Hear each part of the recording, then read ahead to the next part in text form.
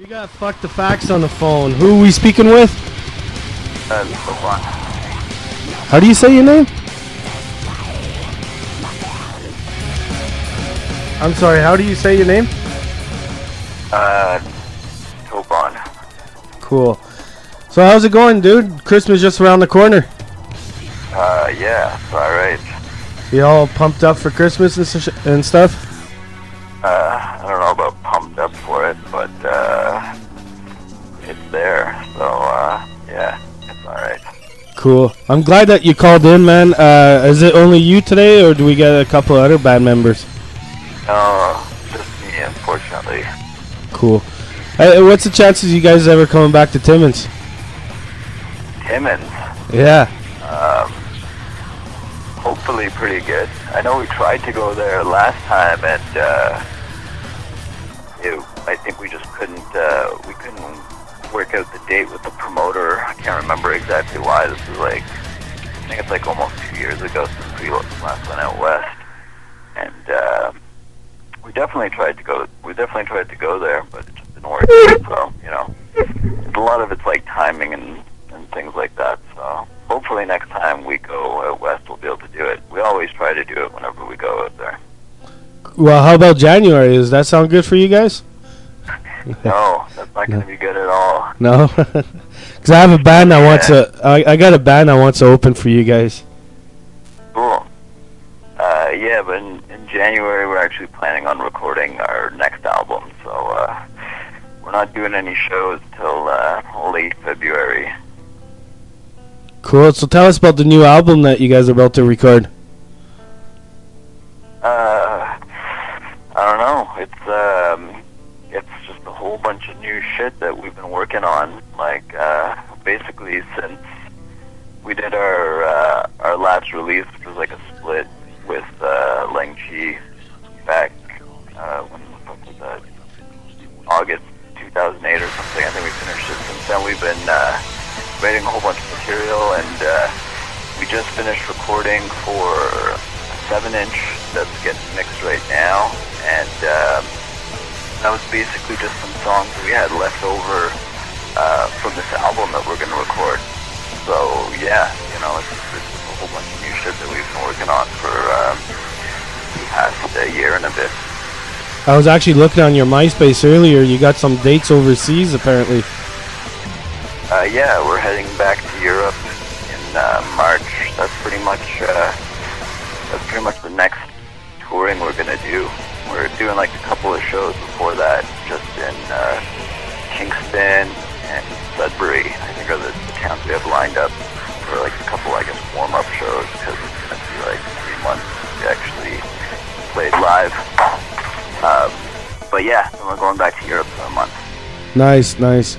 So where did you come up with the name Fuck the Facts?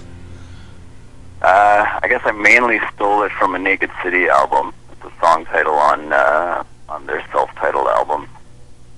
Nice. How long you guys been together? The band has been around now, in January it's going to be 9 years. 9 years that the band started. Are you guys signed with any labels, or you guys are still independent? We work with a few different labels. The label that's put out our last couple of full-length albums was Relapse. So that's pretty much the main label that we work with. But we've done like, you know, 7 inches through other labels and you know, stuff like that. So you still consider yourself kind of independent then? Yeah, you know, in general, the band's pretty much, you know, an independent band. We just, you know, get the opportunity to work with other labels and stuff.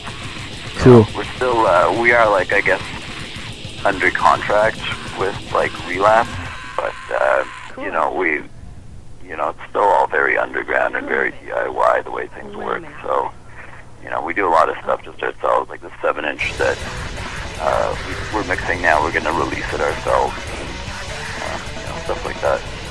Cool. I kind of lost my train of thought again. I'm bad for that. In the middle of an interview, my brain goes blank. I'm bad for that. It's all good. How is it to have a female vocalist? I don't know. I guess it's alright. I can't really, this has pretty much been my main band for since we started, and even then I only was, in another band, kind of like on the side a bit. And she's been in the band now for 8 years, so it's hard for me to imagine her not being there. So, I can't really, from what I have experienced in other bands, I really don't see much of a difference at all between having her or another dude there. Okay. And what type of advice you'd like to give to other bands that are just starting out? Advice to other bands? Oh man, I don't know. I guess, if you really want to do something, there's no other way to do it than to just fucking get out there and fucking do it. Don't wait around for other people, Don't wait to get signed, or don't wait for someone to book you a tour, or, if you really want to do something, you gotta fucking do it, and the time is now. That's pretty much it. Exactly. And what is your background type music? Like, what do you listen to a lot? I listen to a lot of different music. I always have a lot of friends that are introducing me to a lot of bands. When I grew up, when I first got into music, it was definitely more metal, the standard Metallica, Slayer and stuff. And slowly got into death metal and then into grindcore. So that's kind of where all the heavy influence comes from. Yeah, that slips into my next question. There's a lot of people that still don't understand what grindcore is. I pretty much consider it like a mix of punk, metal, and death metal. Am I kind of right on that? Yeah, I think that would be a pretty accurate description. The term has been, I guess the only person that would really know would be the guy that actually came up with that term, so yeah. I'm definitely not an expert on what grindcore is or what it should be, but, I think that's a pretty close description, at least of what I think it would be. It's kind of a mix of punk and death metal. That's where I think it kind of came from, I guess early Napalm Death and stuff like that. Yeah. From when you guys first started to now, with all these online sites that you can go to, like MySpace, Facebook, and Twitter, has that helped you a lot since you guys have been together? I don't know. It's really hard to tell, I guess, because it's kind of just, it's just part of the way it is, it's there, and I don't know. I guess in some way we feel kind of compelled to use it. We have all of those sites that you mentioned, and we kind of do our little interactions through them.